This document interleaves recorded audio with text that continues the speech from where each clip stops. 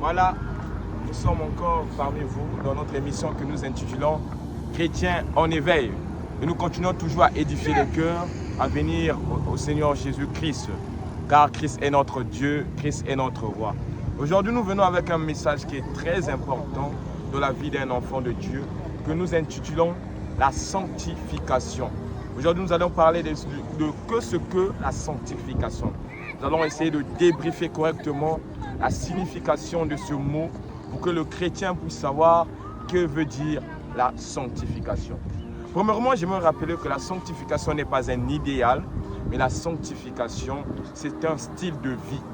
Un chrétien doit vivre comme style de vie la sanctification. Et pour dire que la sanctification, c'est le chemin ou le parcours qui nous emmène à mener une vie de sainteté. La parole de Dieu nous dit que chercher la paix avec tous et la sanctification, sans laquelle nul ne verra le royaume de cieux. Nous voyons que la sanctification est un atout dans la vie chrétienne.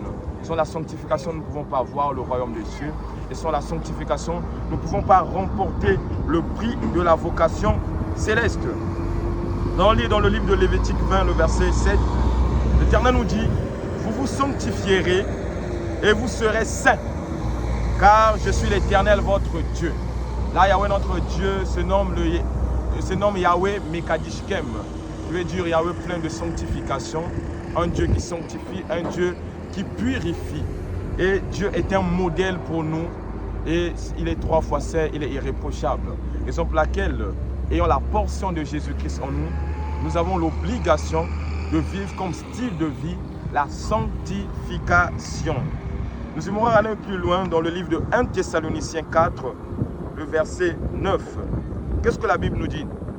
Car Dieu nous a appelés, ne nous a pas appelés plutôt à l'impureté, mais à la sanctification. Celui donc qui rejette ses préceptes ne rejette pas un homme, mais rejette Dieu. Les commandements de Dieu est que l'homme puisse s'abstenir à l'impudicité ou à l'impureté.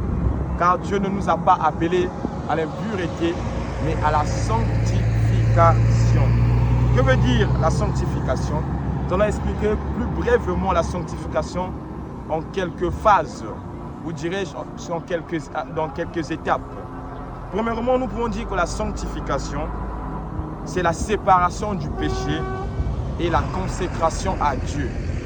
La sanctification, c'est se séparer du péché et se consacrer à Dieu. Ça ne veut pas dire que tu fais les deux en même temps, mais tu te sépares, c'est-à-dire que tu te éloignes. Tu te divorces avec le péché, mais tu te rapproches de Dieu. Nous voyons que dans cette paragraphe, nous avons quitté et se rapprocher. Quitter et rejoindre. Nous quittons le péché pour rejoindre une vie de consécration. Beaucoup peuvent se poser la question, que veut dire la consécration?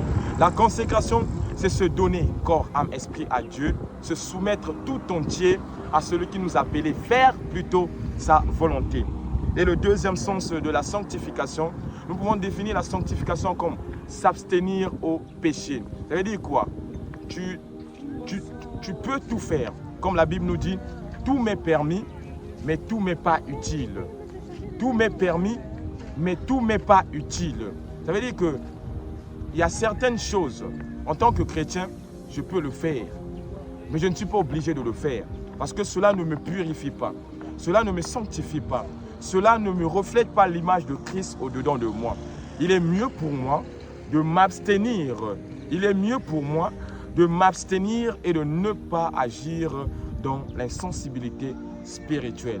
Raison pour laquelle notre deuxième étape, c'est s'abstenir au péché. Éviter carrément le péché, s'éloigner de la voie du péché. Troisièmement, nous pouvons définir la sanctification comme la distanciation du monde. Ça veut dire que tu t'éloignes carrément du monde. Nous pouvons voir que dans l'abstinence, là nous avons le péché en face de nous. Et tu es obligé de ne pas faire. Mais dans la distanciation, tu vas fuir carrément le péché. Exemple laquelle, il y a un péché comme le péché de l'impudicité. Paul a dit, mieux vaut pour un homme de fuir, non pas de résister. Nous voyons dans un milieu probable, nous sommes appelés à vivre dans la fuite parce qu'il ne nous est pas permis de résister car Dieu sait le pourquoi. Donc la distanciation du monde, là tu n'es pas devant un péché, tu évites carrément le péché. Donc la vie chrétienne, c'est éviter le péché. Dans l'abstinence, il y a aussi éviter. Dans l'abstinence, tu peux voir que le péché en face de toi, tu es dans un milieu probable où les gens commettent l'impudicité, les gens commettent du n'importe quoi, les disputes, mais toi tu évites. Mais dans la distanciation, c'est-à-dire que tu crées des conditions pour éviter que tu puisses tomber sur ces péchés. Que le Seigneur te bénisse à comprendre cela. Nous allons continuer avec l'autre phase. Que veut dire la sanctification? La sanctification, c'est comme je l'ai dit, c'est l'obéissance active à Dieu. Ça veut dire que tu te soumets complètement à celui qui t'a appelé. Nous n'avons pas été appelés par un homme, mais par Dieu. Raison pour laquelle il dit que si nous ne faisons pas ce que Dieu nous demande, nous ne péchons pas contre un homme, mais contre Dieu. Et c'est la volonté de Dieu que nous ne faisons pas. En se soumettant à Dieu, nous devons savoir que la base de la chrétienté et le style de vie d'un chrétien, c'est mener une vie de sanctification. Et dans la sanctification, comme nous pouvons le retenir, c'est l'abstinence au péché, c'est s'éloigner du péché et se consacrer à Dieu. Parce qu'un homme qui s'éloigne seulement du péché n'est pas digne de Jésus-Christ. Parce que nous voyons que dans le monde, beaucoup ne commettent pas le péché comme d'autres le disent. Ils ont même bâti des hôpitaux, bâti des orphelinats, mais ne connaissent pas Dieu. Ce n'est pas ça qui sanctifie la personne, mais ce qui sanctifie la personne, c'est premièrement s'éloigner du péché et se joindre à la consécration qui est la voie du Seigneur Jésus-Christ. Que le Seigneur vous bénisse, que le Seigneur vous comble de joie. C'est notre émission que nous intitulons « Chrétiens en éveil ». Cette émission est pour susciter le cœur assoiffé afin de servir Jésus-Christ et cela est pour la gloire de Dieu et non pour la gloire d'un homme. Que Dieu vous bénisse.